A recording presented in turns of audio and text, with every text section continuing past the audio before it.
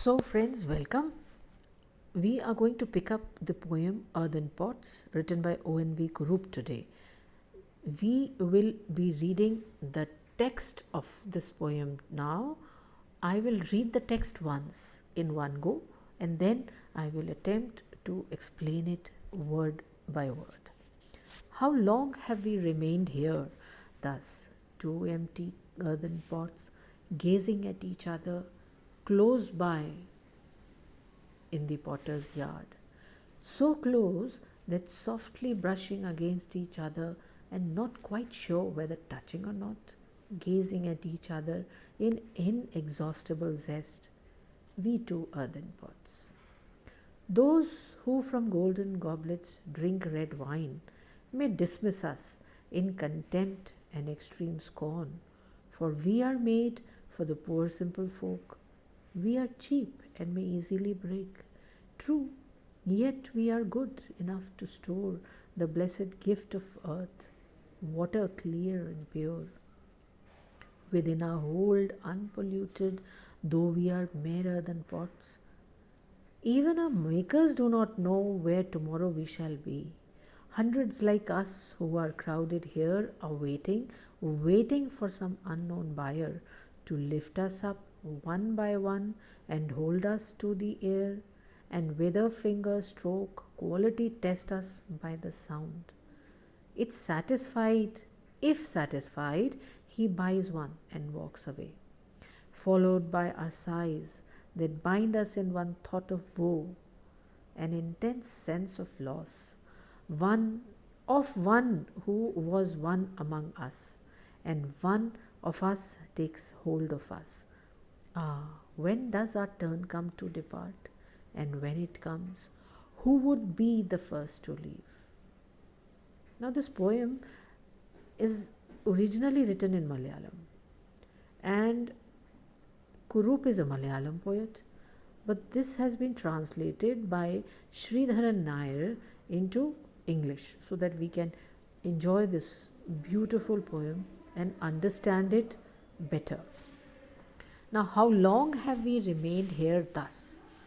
कितने समय से, न जाने कितने समय से हम यहाँ पर ऐसे ही रखे हैं.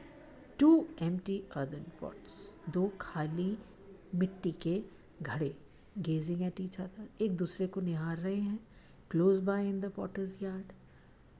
पॉटर कुम्हार को कहते हैं. पॉटर्स यार्ड यानी कुम्हार का आंगन हुआ, और इस कुम्हार के आंगन में दो घड़े, खाली रीते घड़े बैठे हैं, न जाने कब से एक दूसरे को निहारते से.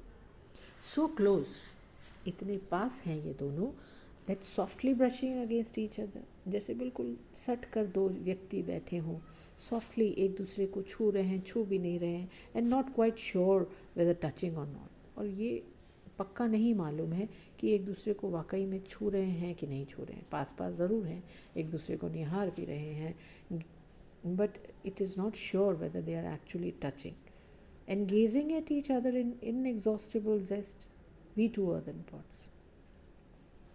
ये तो तय नहीं है कि हम एक दूसरे को छू रहे हैं कि नहीं, लेकिन फिर भी एक दूसरे को निहार ज़रूर रहे हैं और बिना थके निहार रहे हैं.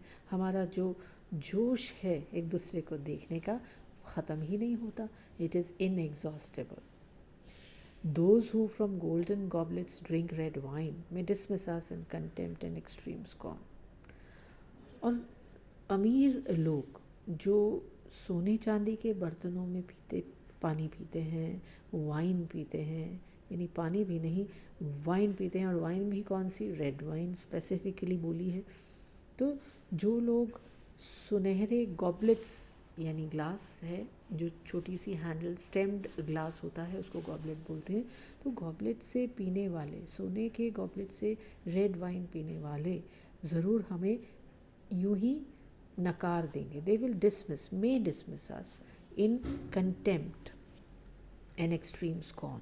वो हमको तुच्छ प्राणी जानकर बिल्कुल नकार सकते हैं, हमारे से घृणा कर सकते हैं, और हमको टोटली इग्नोर भी कर सकते हैं. For we are made for the poor simple folk. क्यों? क्योंकि हमारा तो निर्माण हुआ ही नहीं उनके लिए, हमारा निर्माण तो हुआ ही गरीब, सिंपल, साधारण फोक्स यानी लोगों के लिए हुआ है। We are cheap and may easily break, हम तो सस्ते हैं भाई, कीमत नहीं है हमारी कुछ, और आसानी से हम टूट सकते हैं। यानी कोई हमें लेगा भी तो ये सोचकर अगर लेता है कि ड्यूरेबिलिटी हमारे साथ है, तो वो भी नहीं है। मिट्टी के घड़े बने हुए हैं, मिट्टी को टूटते देर नहीं लगती। सो इसीलिए हम सस्ते हैं, क्योंकि हम आसानी से टूट सकते हैं। True, yet we are good enough to store the blessed gift of earth. ये सच है कि हम कमज़ोर हैं, सस्ते हैं, लेकिन फिर भी हम इतने अच्छे तो हैं कि हमारे अंदर धरती की सबसे बड़ी नेमत हमारे अंदर स्टोर की जा सकती है। और वो नेमत क्या है? वाटर, क्लियर एंड प्योर, बिल्कुल स्वच्छ। और क्योंकि ये साइंटिफिकली भी प्रूव हो चुका है कि घड़े में पानी स्वतः ही अपने आप स्वच्छ हो जाता है। यही इसीलिए परंपरा भी है कि घड़े भरे जाते हैं पानी के पीने के लिए। तो water clear and pure within a hold unpolluted water पीना है तो घड़े का पानी पीते हैं हम। गरीब से गरीब भी और अमीर से अमीर भी घड़े का पानी पीता है। हमारे भारत में तो घड़ा बहुत पवित्र माना जाता है, और बहुत बहुत ओकेजन्स ऐसे माने जाते हैं जहाँ नया घड़ा रखा जाता है और घड़े का पानी ही स्वच्छ या निर्मल माना गया है पीने के लिए। तो घड़े भरने की परंपरा हमारे यहाँ बहुत चीज़ों से जुड़ी है। यदि आपने कभी ऑब्ज़र्व किया हो तो आप देखेंगे कि नया घर में जब प्रवेश करते हैं तो पहली चीज़ जो की जाती है पूजा के बाद, वहाँ पे एक कलश भर के या घड़ा भर के मिट्टी का रखा जाता है, जिससे कि ये स्थापित हो जाता है कि अब ये घर रहने के काबिल है। यानी पानी जो है, और ख़ासकर घड़े का रखा पानी इतना इम्पॉर्टेंट है, हमारे पूरे संस्कारों से जुड़ा हुआ है उसका इम्पोर्टेंस, कि उसको हम मानते हैं जीवन का स्रोत। So within a hold unpolluted कहा उसने, क्योंकि घड़े में रहने पर पानी पोल्यूशन से फ्री हो जाता है। Though we are mere earthen pots, even our makers do not know where tomorrow we shall be.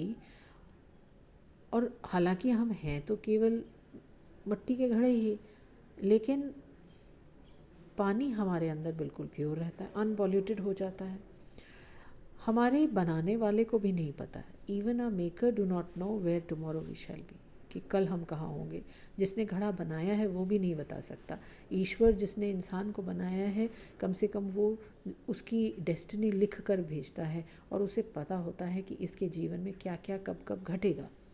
लेकिन घड़ा बनाने वाला कुम्हार जो है वो नहीं जानता कि उसका घड़ा कल कहाँ जाएगा, बिकेगा या बिकने से पहले ही फूट जाएगा, और बिकेगा तो किस घर में जाएगा, किस काम में आएगा, किस प्रयोग में उस घड़े को लिया जाएगा। यानी उसकी डेस्टिनी क्या है, उसकी तकदीर में क्या क्या लिखा है, बदा है, वो कुम्हार नहीं जानता। Hundreds like us who are crowded here are waiting for some unknown buyer to lift us up. और ऐसा तो है नहीं कि कुम्हार एक ही घड़ा बनाता है या दो ही घड़े बनाता है, वो अनगिनत घड़े बनाता है, क्योंकि वो उसका रोज़गार है, घड़े बनाना, बेचना और उस कमाई से अपना जीवन यापन करना।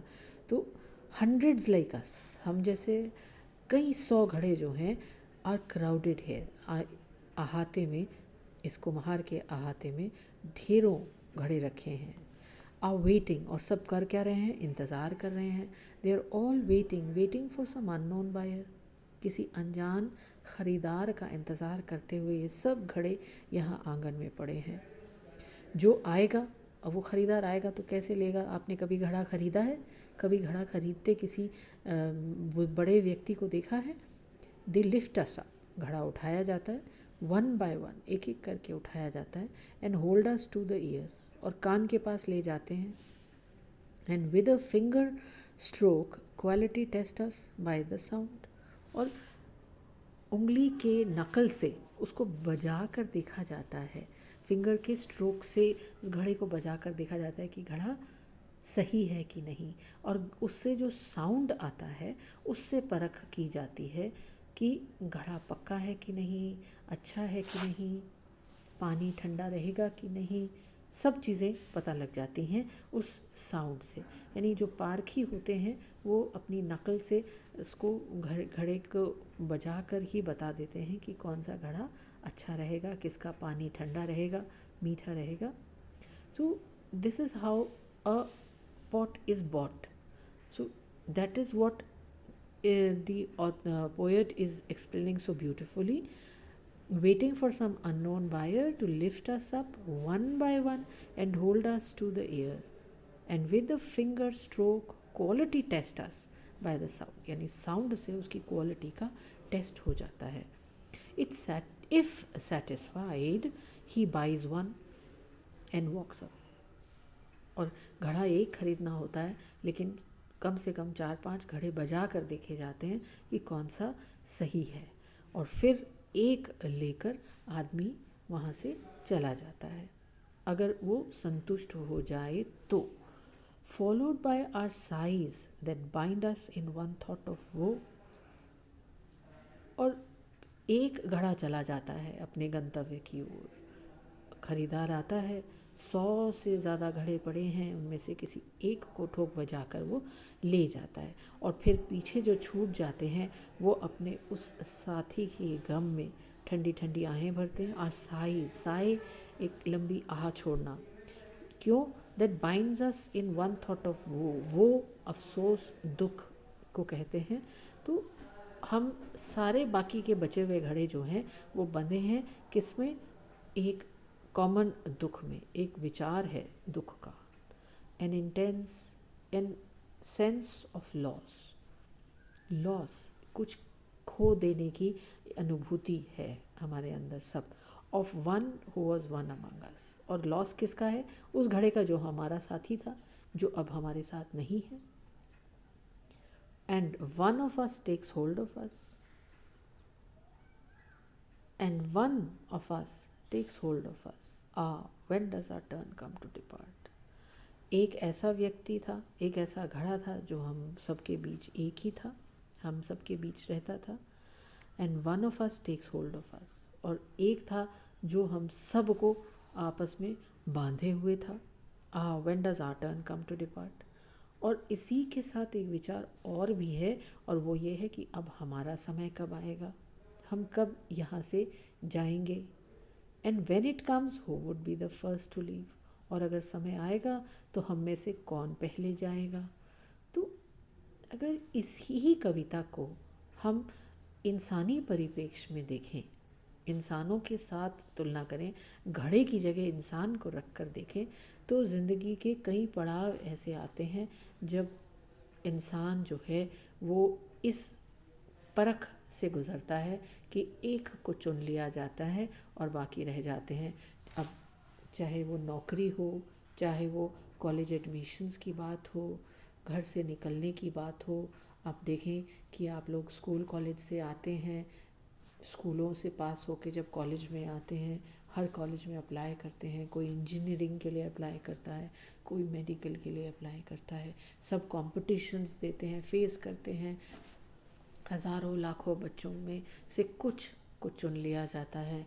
आपके शायद दोस्त मंडली में से, मित्र मंडली में से किसी एक का चयन कहीं हो जाता है, और आप सब उसका अफसोस भी मनाते हैं कि वो साथी बिछड़ रहा है, खुश भी होते हैं कि चलो इसको राह मिली, और अपने लिए भी अफसोस करते होंगे कि हमारा नंबर कब आएगा, हम कब कहीं चुने जाएंगे अपने चॉइस की स्ट्रीम में या सब्जेक्ट में या कॉलेज में.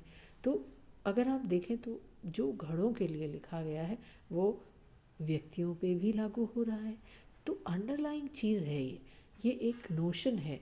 कभी कभी स्पष्ट शब्दों में नहीं कह रहा कि ये कविता इंसानों पर लागू होती है. बात तो वो घड़ों की ही कर रहा है और घड़ों की ही करता है आखिर तक. लेकिन हम जो यहाँ बैठे हैं इसको पढ़कर इसको इंटरप्रेट करने के लिए, तो हम इसके कई तरह के इंटरप्रिटेशंस निकाल सकते हैं. ये अगर आप देखें तो एक अनाथालय पे भी बहुत सटीक बैठेगा कि जो अनाथ बच्चे होते हैं, जिन्हें लोग आते हैं, देखते हैं, किसी एक का चयन करते हैं, उसे गोद ले लिया जाता है और बाकी सारे बच्चे फिर मायूस हो जाते हैं। प्रसन्न भी हैं कि एक साथी को घर मिला, लेकिन बाकी सारे अपने लिए मायूस भी हैं कि एक तो साथी का साथ छूट गया और दूसरा अपनी बारी का इंतज़ार भी है कि पता नहीं अगली बार कौन आएगा और किसका चयन होगा और बाकी फिर कौन सारे वापस पीछे छूट जाएंगे। तो यहाँ पे भी अगर आप देखें तो यही कविता बहुत सटीक बैठती है। घड़े की जगह एक आप अनाथ शिशु को रख लें तो उसकी मन की दशा भी कुछ ऐसी ही होती होगी। तो बहुत सारे ज़िंदगी के ऐसे पड़ाव हैं जहाँ पर आप देख सकते हैं कि बिल्कुल ऐसा ही हो रहा है इंसानी ज़िंदगी के साथ भी। तो कविता बहुत सटीक है, घड़ों ही नहीं इंसानों पर बहुत अच्छे से फिट बैठती है। और कवि ने मर्म की बात की है, कितना सहज हो जाता है इसको समझना अगर हम इसको हर पहलू से देखें और समझें।